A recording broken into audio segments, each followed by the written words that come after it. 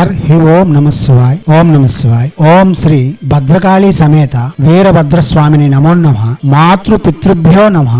ఆచార్య అతిథిభ్యో నమః. శ్రీమాత లలితా త్రిపుర సుందరయే నమో నమః.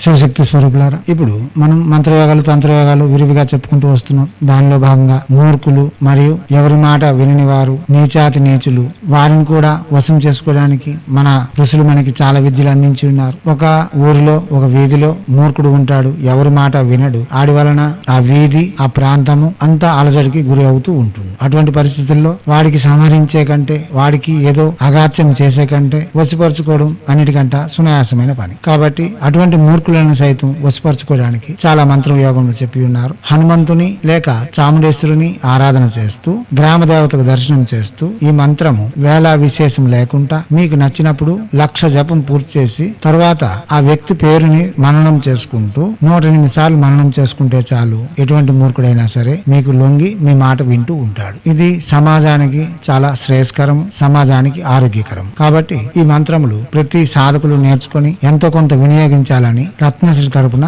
చెబుతూ ఈ మంత్రం మీకు అందిస్తున్నాను. ఈ మంత్రం నాకు గురు విధానాలు ఏమి అవసరం లేదు, ఎందుకంటే ఈ మంత్రము సమాజానికి అవసరం కాబట్టి. కేవలం మమ్మల్ని గురువుగా భావించి మీరు ఈ మంత్రమును ప్రత్యక్షంగా జపం చేసుకోవచ్చు, లేదా వాట్సాప్ లో గురువు గారు ఈ మంత్రం మేము చేస్తున్నాం అని చెప్పి మీరు ప్రారంభించుకోవచ్చు. ఈ మంత్రము అహోరాత్ర అనగా రాత్రి పగలు ఎప్పుడైనా జపం చేయవచ్చు, ఏ రోజైనా ఆరంభించుకోవచ్చు. గాని కృష్ణపక్ష అష్టమి, అమావాస్య, గ్రహణ సమయం అందు చేస్తే ఇంకా విశేషమైన ఫలితములు ఇవ్వగలదు. ఇప్పుడు దుర్మార్గులు మూర్ఖులను వశం చేసే మంత్రము ఓం హ్రూం హస్ క్రేం హుం ఫట్ స్వాహ.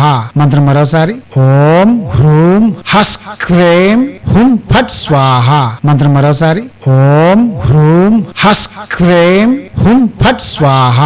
దివాత్మ స్వరూపులారా, ఇటువంటి మంత్రములు ప్రత్యక్షంగా జపం చేసుకొని ప్రతిఫలితములను పొంది మనకు వస్తున్న భయముల నుండి, ఆపదల నుండి విముక్తి పొంది ఆనందకరమైన జీవితం కొనసాగించేందుకు మన హైందవ సనాతన ధర్మ ఋషులు మన కోసం అందించి ఉన్న అతి సౌమ్యదాయకమైన సహజమైన సాధనలు ఇవి. వీటిని ప్రతి వారు చేసుకోవచ్చు. ప్రయత్నపూర్వకంగా చేసి ప్రఖ్యాతిగాంచిన ఫలితములు పొంది ఉన్నతమైన జీవితం గడుపుకునేందుకు తమ వంతుగా నిర్మాణాలు చేసుకుంటారని ఆశిస్తూ, హైందవ సనాతన ధర్మ ఋషులు మనకు అందించిన విద్యలు వినియోగించుకోవడంలోను, భారతీయ సంస్కృతి సాంప్రదాయాలు కాపాడడంలో ముందంజలో ఉంటూ మన ఆచారాల యొక్క గొప్పతనాన్ని ప్రపంచానికి వెలుగెత్తి చాటేందుకు మనవంతుగా కృషి చేయాలని కోరుతూ ఎప్పుడు మీ సేవలో రత్నశ్రీ హిందూ సేవ సమాజ్ ఆచార్య భీమ్ సింగ్ రవికుమార్ ఆఫ్ నిఖిలానంద సాగర్ మహారాజ్.